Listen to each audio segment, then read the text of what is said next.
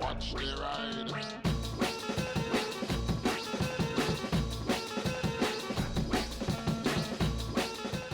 Hey everybody, I'm down at Hazelmere Motorcycles again, and today I'm taking out the Suzuki DL800RE. This is the road edition, I assume that stands for, but this is the road-orientated version of the DL, which I have made a video on previously.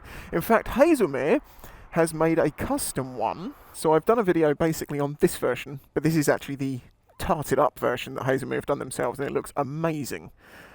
This one sold immediately, but I do believe they're doing more of them. Obviously you get the exhaust and the graphics kits, and yeah, this is more like the Rally that they sell in France, that they don't sell here. Unlike the way I normally do things, I'm going to jump on this, I'm going to go on the motorway, and I'm going to go down to my neck of the woods. They'll give me the opportunity to do about 25 motorway miles on this, and see what that's like, because obviously that's a big side of what the RE, the road edition, is about motorway miles, touring, that sort of stuff. They put a bigger screen on it, and there is a lot of other differences which I will talk about when we're down that way. For now, I just want to get going and get on the motorway.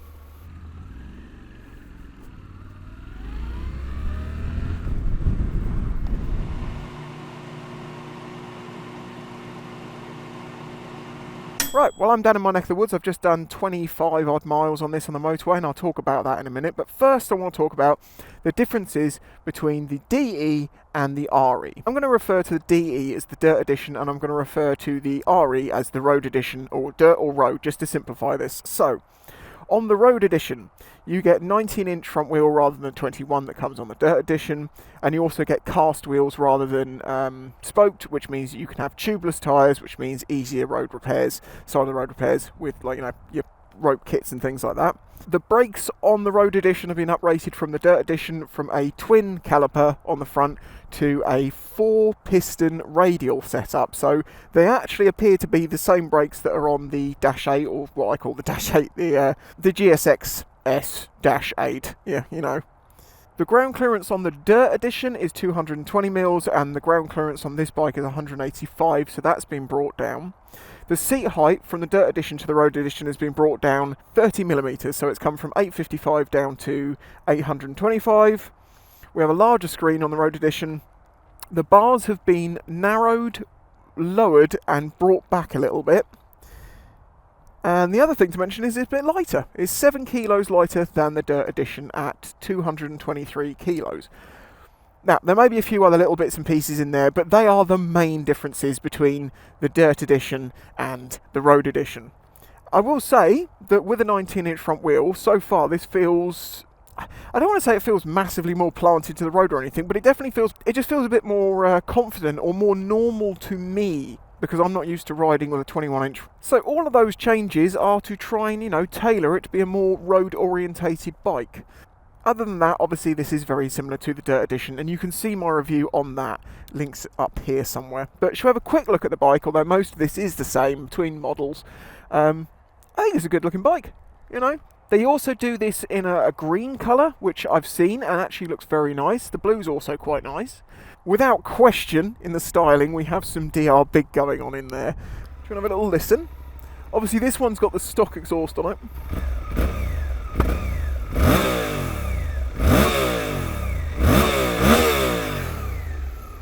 I would like to hear it with a more open exhaust. I think it's going to sound a bit savage. Obviously with this parallel twin, 270-degree firing order, it sounds pretty raspy.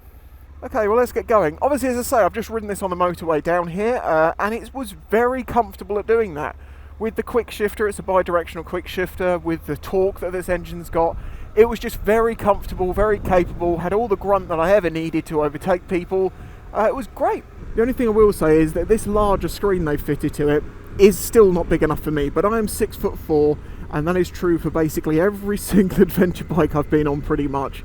Tour, adventure, whatever, if they've got a big screen on it, apart from a couple that it was ludicrously tall, they don't really work too well for me. So yes, on the road, absolutely great. I loved it. Obviously for touring and stuff like that, this bike is set up because you've got luggage you can get for it. On its own though, it's got tie down straps and places that you can tie on roll top bags and that sort of thing. Plenty of room back there if you're going to be on your own.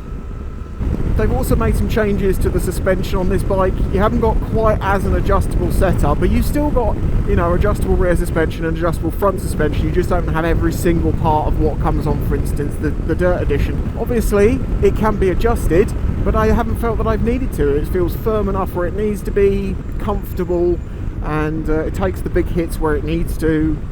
Like, you know, on the motorway where you're going along and you find those seams in the road, it's not destroying my back or anything like that. So yeah, again, good. You've got some traction control levels, you've got some power options, you've got ABS, you know, you've got a bit of playability there to try and make it more suited to whatever weather conditions you're riding it in, which again is the same on both the Dirt Edition and the Road Edition. There's something else to mention, I guess. It doesn't feel heavy at all. 227 kilos is quite hefty. And that's fully wet, to be clear. But it doesn't feel it. It's balanced nicely. I can't just say it's good, but it's just feeling very good. Because the thing is, the Dirt Edition of this was also great. Road closed ahead. Okay, I probably can't go this way then. I can't say I notice any sort of difference in seating position. They have moved the pegs by a small amount, and so they brought the seat height down, they changed where the bars are. Maybe it feels a little bit more sort of all in, so you're a little bit more upright and not leaning out quite so far, and the bars aren't quite as wide to, you know, give leverage over a 21-inch front wheel.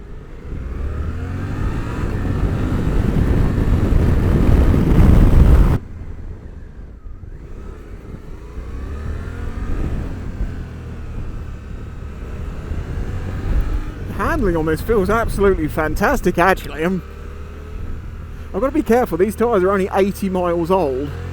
It feels great. I'm sorry, I was confused as to where I was going. Now I know. I'm going this way. Yeah, it doesn't feel like it weighs an absolute ton. Aggressive when you want it to be. It's been raining for weeks here. This is the first dry day we've had in a while, and unfortunately that means there is no point me taking this down as my normal country roads because they will be muddy and flooded. Don't use the clutch. I still have a habit, even on bikes with quick shifters, to use the clutch. There is a couple of things I will say I'm surprised to not see on this style of bike, and they weren't on the DE either, and that's heated grips and cruise control. Now for some people, lack of cruise control could be a deal breaker. I don't really like cruise control, and on some bikes that I've used, I hate the system of how you turn it on. Like, you have to like press this button and get it in the right place, and then before you know it, someone in front of you just brake checked you, and now you've got to tap your brakes anyway, and now it's turned off. Depending on the system, they work differently. So for me, that wouldn't really be a big deal, but for some other people it might be. And then the heated grips where you can fit your own. Now of course remember, this isn't using a physical throttle cable, so holding the throttle on is not like you're actually overcoming like mechanical springs and stuff in your carbs or in the injection system. It's fly-by-wire, or ride-by-wire as they say. So you're just holding a switch open, and it's not heavy.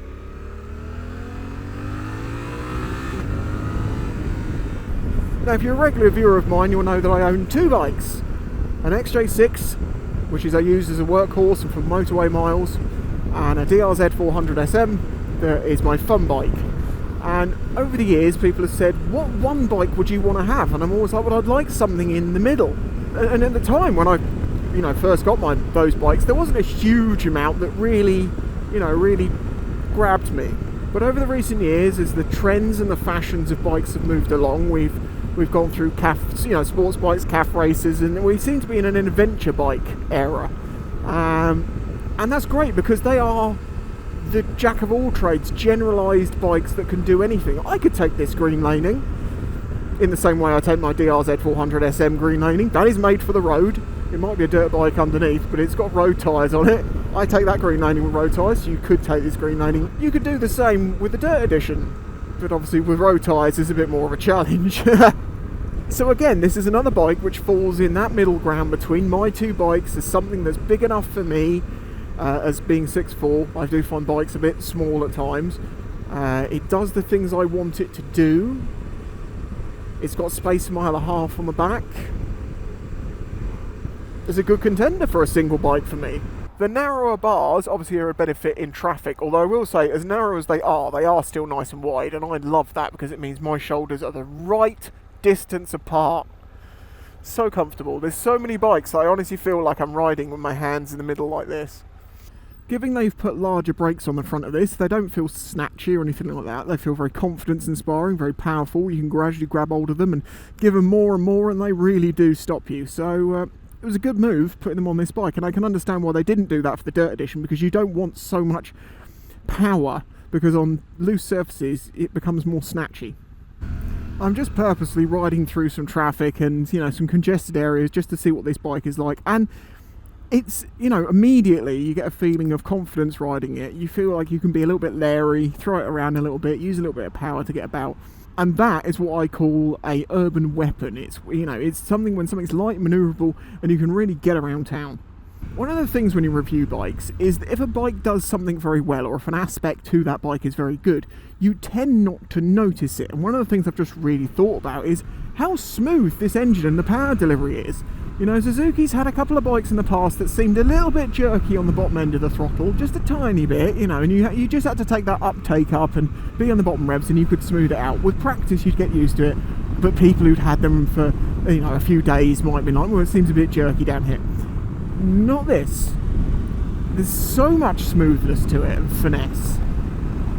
Why am I using the clutch? I don't need to, because this has got, you know, one of the Suzuki clutches which is assisted. It's like a gripper slipper clutch, so you can dump down through the box.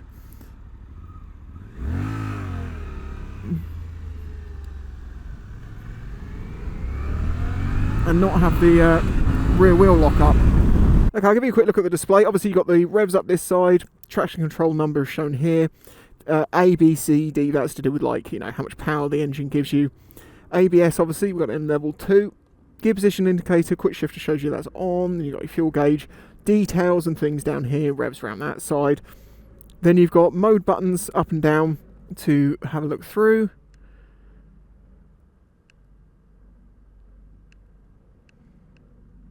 So you've got battery voltage indicator, and this bike has got 124 miles on it.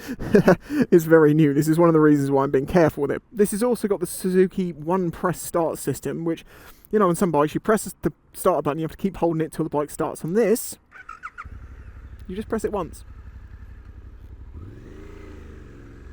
And, well, Suzuki's for years have done that. Also, you don't have to hold the clutch in anymore, which is nice. Right, so here is my head ducked down a little bit. You know, you can't hear too much wind noise. Great. We're now going to see what it's like for me. And it literally is about 3 inches difference.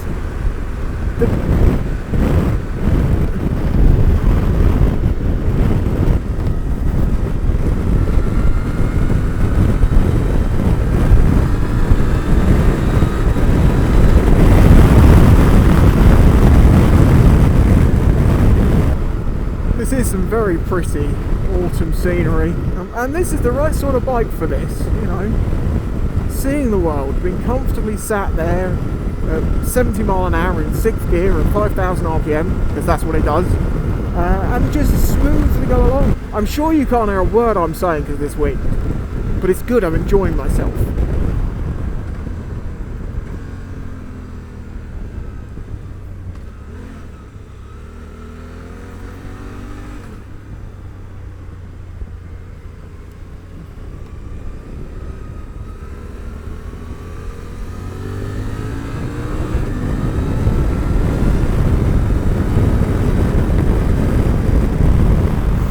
Okay, well, I'm back at Hazelman Motorcycles, and that was a very enjoyable few hours with this bike. I've put about, you know, 70, 80 miles on it, did motorway and everything in between. I can't really fault it anywhere, other than I would like that screen to be a little bit taller. And the only other thing is you can't adjust this screen with like a clip or anything that you undo and lift it. You need an Allen key to slide it up. However, for me, I'd end up sliding it down because it needs to go up about 4 or 5 inches and it can't go up that far. So I just want to put it down to get cleaner air for me. I think that the small changes that they have made to this versus the dirt-orientated version are very good. They are noticeable in places, you know, it feels a little bit closer, and the front end feels more confident, inspiring on the road, and obviously you've got really solid brakes. Watch my video on the DE to see about the off-road orientated version, and I did actually take that off-road for a minute. They've changed it where it needs to be changed. It feels great for it. I don't really have any complaints, so if you're interested in something like this, then I think you should definitely get down to your local dealer, try it out, take it for a test ride. As always, huge thanks to Hazeman Motorcycles for loaning me the bike, really appreciate that.